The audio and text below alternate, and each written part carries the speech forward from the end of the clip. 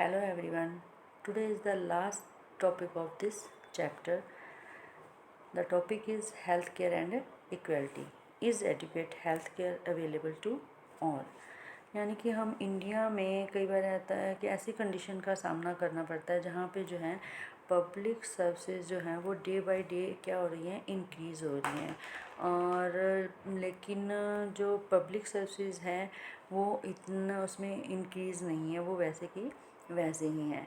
ऐसी कंडीशन में लोगों को क्या है कि प्राइवेट सर्विसेज ही उपलब्ध हो पाती हैं, यानी कि उनको प्राइवेट सर्विसेज ही मिलती अवेलेबल हो पाती हैं।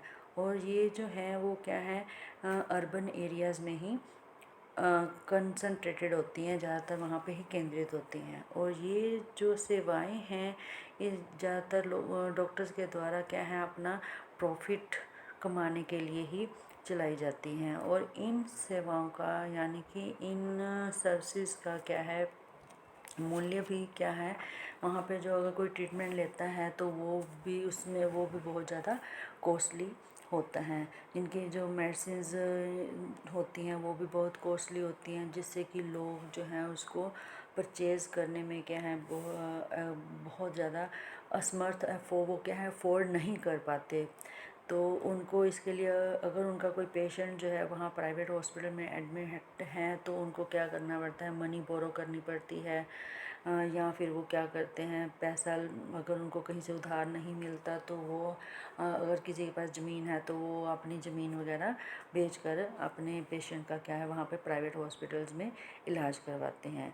और ज़्यादा से ज़्यादा प्राइवेट जो सर्विसेज हैं वो क्या है कि अपना ज़्यादा से ज़्यादा पैसा कमाने के लिए ये इन लोगों को प्रोत्साहित करते हैं कि जो कि वो क्या है सही नहीं है, करेक्ट नहीं है, इनकरेक्ट है। और चीपर और कई बार क्या होता है कि जो चीपर और नेसेसरी मेथड तरीके वो क्या है वो सस्ता और जो ज़रूरी मेथड होता है वो उसको अडॉप्ट नहीं करते। फॉर एग्ज़ाम्पल हो गया, it is common to find doctors prescribe unnecessary medicine.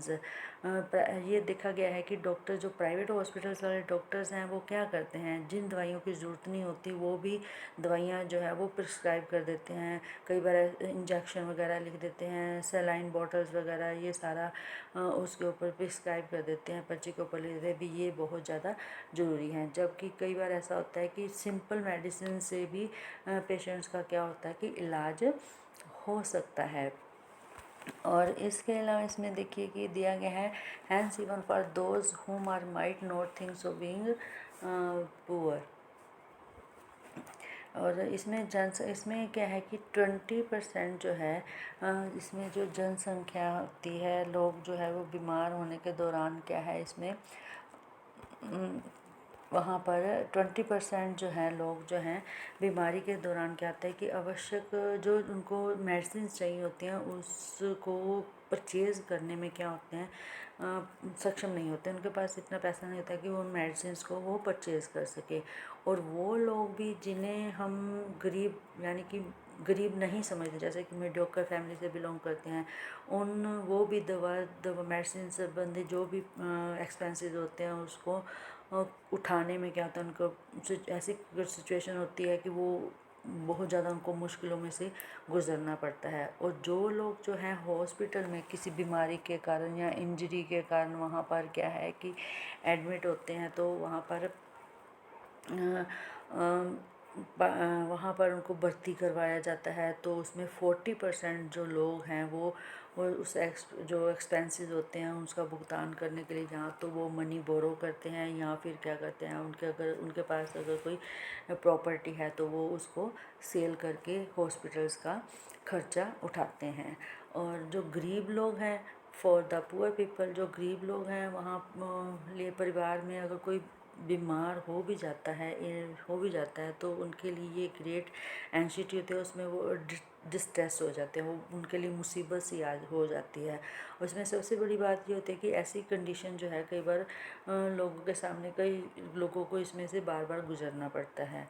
गरीब लोग जो कि पहले ही कुपोषण का शिकार होते हैं ना, तो क्योंकि उनके पास इतना पैसा नहीं होता कि वो भरपेट भोजन कर सके वो बस ये है कि उन्होंने बस अपना जितना है बैलेंस डाइट, यानी कि जैसे लोग अमीर लोग अपना उनकी डाइट होती है प्रॉपरली वो खाते हैं तो उनकी सेहत ठीक रहती है। तो गरीब लोगों के पास क्या है, उनके पास बैलेंस डाइट के लिए भी इतना पैसा नहीं होता कि अपने प्रॉपर तरीके से वो अपना डाइट ले सकें।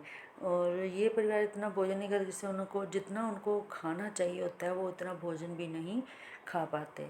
और इनके लाइफ में जितनी भी नेसेसिटीज़ होती हैं, जैसे कि ड्रिंकिंग वाटर हो गया, एजुकेट हाउसिंग हो गई, क्लीन सराउंडिंग्स हो गया, इनकी कमी होने के कारण क्या होता है कि लोग जो हैं बीमार हो जाते हैं। और इस बीमारी पे जो खर्चा होता है उससे इन लोगों की कंडीशन जो है, सिचुएशन जो है और भी वर्स हो जाती है, यानी कि और भी ज़्यादा ख़राब हो जाती है। और कभी कभी तो ऐसा होता है कि इसमें बेहतर इलाज के अगर वो अच्छा सा ट्रीटमेंट भी लेना चाहते हैं तो वो उसके लिए क्योंकि उनके पास पैसा नहीं होता तो वो बाधक से हो जाते हैं, बंद से जाते हैं। फॉर एग्ज़ाम्पल जैसे कि लेडीज़ को कई बार क्या होता है कि रिक्वायरमेंट होती है तुरंत इलाज के लिए, तो डॉक्टर के पास वो उनको कई बार नहीं ले जा पाते। जैसे कि हो गया कई ऐसे ट्राइबल एरियाज़ हैं जहाँ पर क्या है कि हेल्थ सेंटर्स हैं ही नहीं, अगर हैं तो वो क्या है सही तरीके से प्रॉपरली जो है वो नहीं चलाए जा रहे होते। और वहाँ पर जो है प्राइवेट हेल्थ सर्विसेज भी वहाँ पे प्रोवाइड अवेलेबल नहीं होती। कौन से एरियाज़ में? ट्राइबल एरियाज़ में। तो इसके लिए क्या किया जा सकता है? इसमें से ये है कि what can be done. There is a little doubt that the health situation of most people in our country is not good. हमारे जैसे कि हमारे कंट्री में जो हमारे देश में जो है लोगों का जो हेल्थ सिचुएशंस है वो ठीक नहीं है अच्छे तरीके से, इट इज़ नॉट गुड। इसमें ये है कि गवर्नमेंट की रिस्पॉन्सिबिलिटी बनती है कि इन लोगों को इंडियन जो सिटीजन्स हैं उनको क्या है सभी सिटीजन्स को, विशेषकर जो हैं गरीब लोग जो हैं जिनके पास प्रॉपर फैसिलिटीज़ नहीं हैं, डिसएडवांटेजेस हैं, ऐसे इन लोगों को प्रॉपरली जो है वो हेल्थ सेंटर्स जो हैं जो भी हैं उनको हेल्थ सर्विसेज जो हैं उनको सही तरीके से प्रोवाइड करें। और फिर भी लोगों का अगर हेल्थ जो है जितनी उनकी लाइफ में जितनी भी नेसेसिटीज़ हैं, जितनी भी उसको बेसिक एनिटीज़ और social condition of the people जितनी भी सुविधाएं हैं उनको मिलनी चाहिए, उनको वो सारी क्या है सोशल सिचुएशन के ऊपर क्या करती हैं निर्भर करती हैं। उतना ही वो हेल्थ सर्विसेज जो हैं उसके वो भी उनके लिए होनी चाहिए। और इसलिए लोगों के क्या है कि जो हेल्थ सिचुएशंस हैं वो उसमें सुधार लाने के लिए, उसमें इम्प्रूवमेंट लाने के लिए क्या है कि दोनों तरफ से ये कार्य होना बहुत ही ज़रूरी होता है। For example the Kerala experience, इसमें मैं आपको केरल का एक एक्सपीरियंस दिया हुआ है, अनुभव दिया हुआ है, उसके बारे में आपको बता रही हूँ। जैसे कि 1996 में केरल की सरकार ने स्टेट में कुछ वहाँ पे कुछ इम्पोर्टेंट चेंजेस किए, जिसमें राज्य का जितना भी वो जो बजट था उसका 40% जो था वो पंचायतों को दे दिया गया। और इससे पंचायतों ने अपनी जितनी भी थी रिक्वायरमेंट्स थी, जितनी भी आवश्यकता थी को क्या किया प्लानिंग की और उनकी पूर्ति प्लानिंग करके उनको जो 40% उनको दिया गया था उसमें पंचायतें अपनी आवश्यकता जितनी भी उनको रिक्वायरमेंट थी उसको योजना बनाकर उसको पूर्ति के लिए उसको क्या कर उसमें लगा सकती थी। और इससे गांव में यानी कि विलेजेस में क्या किया गया कि जो ड्रिंकिंग वाटर था, आंगनवाड़ी हो गया, एजुकेशन हो गया, औरतों की डेवलपमेंट यानी कि वुमेंस डेवलपमेंट के लिए उनके जो उचित स्पेसिफिक प्रॉब्लम्स थी उनको सॉर्ट आउट उनके द्वारा किया गया। भी उनसे जितनी कोशिश हो सके उसको वो उसमें सॉर्ट आउट करने की कोशिश करेंगे। इससे क्या हुआ कि जितना भी पानी की व्यवस्था थी वो प्रॉपरली उनके द्वारा की गई। स्कूल्स वगैरह में, आंगनवाड़ी में जो भी वहाँ पे काम होने थे वो सारे उनको उनके द्वारा क्या किए गए, सुनिश्चित किए गए। और साथ के साथ गाँव की जो मेन प्रॉब्लम्स थी, सिचुएशन थी, समस्याएं थी, उनके ऊपर क्या किया गया, उनके द्वारा ध्यान दिया गया। और स्वास्थ्य के हेल्थ सेंटर्स में भी क्या किया गया, उसमें इम्प्रूवमेंट की गई। इन सभी कामों के लिए जितने भी काम थे उसमें स्थिति में, इस कंडीशंस में सुधार तो आया, लेकिन फिर भी इसमें क्या थी, कुछ ना कुछ प्रॉब्लम्स आ ही रही थी। जैसे कि मेडिसिन्स की कमी होने के कारण, मेडिसिन्स की शॉर्टेज, यानी कि जो दवाइयाँ थी उसमें कमी प्रॉपर नहीं मिल रही थी, उसमें कमी आ रही थी। हॉस्पिटल्स में प्रॉपरली इनसफिशिएंट बेड्स ना होने के कारण, डॉक्टर्स प्रॉपर ना होने के कारण इन सारी समस्याओं को उनको जूझना पड़ रहा था। और इन सारी समस्याओं को दूर करने की क्या थी, इसमें आवश्यकता थी, नीड थी। तो इसके आगे है एक और इशू इसमें बताया गया है, कोस्टारिका का method, the Costa Rican approach. Costa Rican यानी कि कोस्टारिका को दक्षिणी अमेरिका का सबसे हेल्दीएस्ट कंट्री जो है वो माना गया है। इसका मेन रीज़न ये था कि उसमें संविधान, वो क्या था कि the reason behind this is the Costa Rican constitution, यानी कि उनके संविधान में ये निहित है। और कई साल पहले क्या था कि several years ago Costa Rica ने एक डिसाइड किया कि वहाँ पर वो जो है आर्मी को नहीं रखेंगे।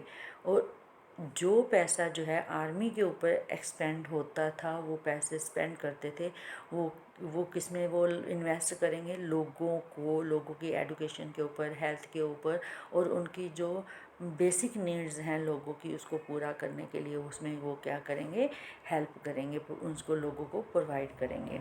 और कोस्टा की जो गवर्नमेंट थी उनको ये बिलीव था, उनको ये विश्वास था थी कि देश की, यानी कि कंट्री की डेवलपमेंट के लिए उनको क्या करनी चाहिए, उनकी लोगों की भी सहायता करनी चाहिए। और ये सारे काम है, जो पैसा जो है वो इसके ऊपर लगाएंगे, ना कि आर्मी के ऊपर। उसके लिए क्या इसका ये मानना था कि कंट्री की डेवलपमेंट के लिए कंट्री का हेल्दीएस्ट होना बहुत ज़रूरी है। इसलिए उन्होंने अपने जो वहाँ के रहने वाले लोग थे, पब्लिक थी, वहाँ के पीपल जो थे, उनके हेल्थ के ऊपर उन्होंने क्या किया, ध्यान दिया। और कोस्टारिका की सरकार ने अपनी जितने भी वहाँ पर रहने वाले लोग थे उनकी हेल्थ की जितनी भी नेसेसिटीज़ थी, उनको क्या था, मेन नेसेसिटी, जैसे कि ड्रिंकिंग वाटर हो गया, सैनिटेशन हो गया, न्यूट्रिशन और हाउसिंग्स वगैरह, ये सारी जो थी फैसिलिटीज़ जो उन्होंने अपने लोगों को प्रोवाइड की। और health education is also considered very important. और स्वास्थ्य की जितनी भी एजुकेशन थी, स्वास्थ्य से संबंधित जितनी भी एजुकेशन थी, उसको उन्होंने इम्पोर्टेंट माना। और उन्होंने इसको क्या कर दिया कि ऑल लेवल्स पर इसको एजुकेशन जो हेल्थ संबंधित है, जो नॉलेज थे important, and knowledge about health is an essential part of the education at a level. और स्वास्थ्य की शिक्षा को उन्होंने महत्वपूर्ण माना, और सभी ऑल लेवल्स पर उन्होंने स्वास्थ्य संबंधी जितना भी ज्ञान था, इस शिक्षा को, इस एजुकेशन को उन्होंने एक ज़रूरी भाग कहा है। It is the last topic of this chapter.